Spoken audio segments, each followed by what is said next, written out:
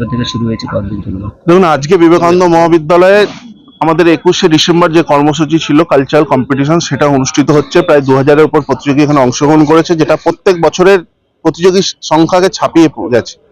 এবং এত মানুষের সমাগম এবং এত কম্পিটিটর, আমরা অত্যন্ত খুশি। নীলপুর যুব উৎসব আজকে মানুষের মনের উৎসবে পরিণত হয়েছে, এবং যেখানে শুরু প্রাককালে আমাদের এই কালচারাল কম্পিটিশন প্রত্যেক বছরই হয়, এবছরও হলো। এবং আমরা তার সাথে সাথে তো আমরা যুব শক্তির সম্মান মানুষের বাড়ি বাড়ি যাচ্ছি, যারা বর্ধমানের গর্ব তাদেরকে আমরা যুব শক্তির সম্মান দিচ্ছি।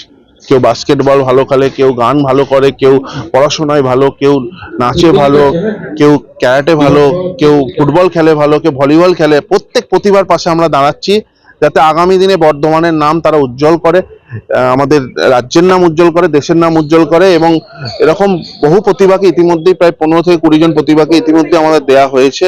এই সারা বছর এই কর্মসূচি চলবে। তার সাথে সাথে নীলপুর যুব উৎসব জানেন 13 থেকে 17 জানুয়ারি ইতিমধ্যেই ঘোষণা হয়েছে, পলক মুচ্ছল আসছেন, আরো আর্টিস্ট আমরা 2-3 দিনের মধ্যে ঘোষণা করে দেবো। এবং 12ই জানুয়ারি রান ফর ইউথ ম্যারাথন, এটা নিয়েও যারা অ্যাথলেটিক তাদের মধ্যে একটা বিশাল উৎসাহ।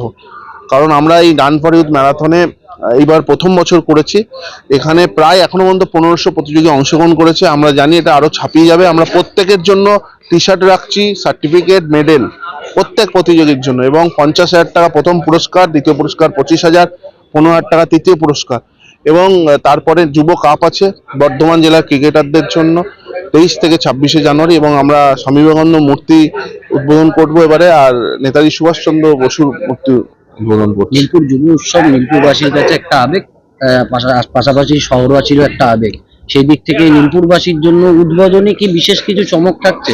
অবশ্যই চমক আছে, প্রত্যেকটা দিনই চমক আছে নীলপুর যুব উৎসবে। এবারে প্রত্যেকটা দিনই চমক আছে, আপনারা দেখতে থাকুন। কালকে পলক মুচ্ছল আমরা ঘোষণা করেছি, যিনি শুধু একজন বিখ্যাত সিঙ্গার নয়, তিনি যেভাবে ছোট থেকে মানুষের পাশে থাকে। এখনো পর্যন্ত 3,500 শিশু যার হার্টের অপারেশন তিনি করিয়ে দিয়েছেন নিজের ফিস থেকে।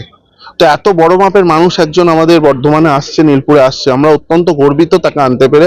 এবং আমরা বলিউডে আমরা দেখেছেন অনেক মুভিতে তিনি খুব ভালো ভালো সঙ্গও আছে, এবং খুবই বর্ধমানবাসীর কাছে প্রিয়, তাই তিনি এখানে উপস্থিত হচ্ছেন। এই মেলাতে একটা বিশেষত্ব থাকে যে বিভিন্ন ধরনের খাবারের দোকান কলকাতা থেকে শুরু করে আমার পশ্চিমবঙ্গের বিভিন্ন জায়গা থেকে, সে এবারও কি থাকছে?